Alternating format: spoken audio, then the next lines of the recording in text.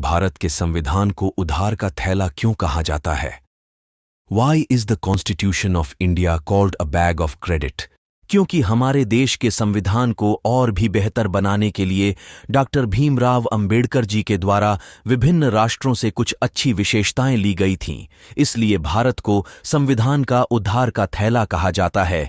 वह इस प्रकार से लिए गए हैं। पहला देश है ब्रिटिश और उधार ली गई विशेषता यह है एक सरकार का संसदीय स्वरूप, 2 राज्य के संवैधानिक प्रमुख, 3 निचला सदन, संसद के उच्च सदन से अधिक शक्तिशाली, 4 संसद के प्रतिमंत्रिपरिषद की जवाबदेही, 5 कानून के शासन की व्यापकतम।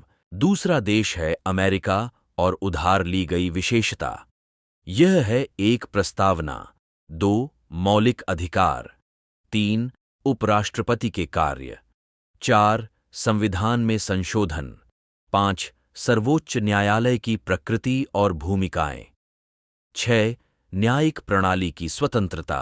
तीसरा देश है ऑस्ट्रेलिया और उधार ली गई विशेषता यह है 1 समवर्ती शक्तियां, 2 केंद्र और राज्यों के बीच समवर्ती विषयों पर गतिरोध दूर करने की प्रक्रिया। चौथा देश है आयरलैंड और उधार ली गई विशेषता यह है 1 राज्य के नीति निर्देशक सिद्धांत, 2 राज्यसभा के लिए सदस्यों के चयन की प्रक्रिया। 5वां देश है जर्मनी और उधार ली गई विशेषता यह है 1 राष्ट्रपति की शक्तियां।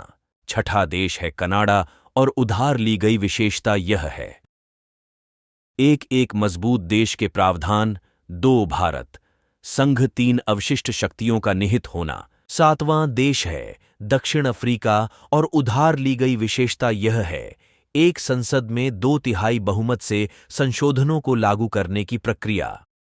2 राज्य विधानमंडलों द्वारा आनुपातिक प्रतिनिधित्व के आधार पर राज्यसभा के सदस्यों का चयन।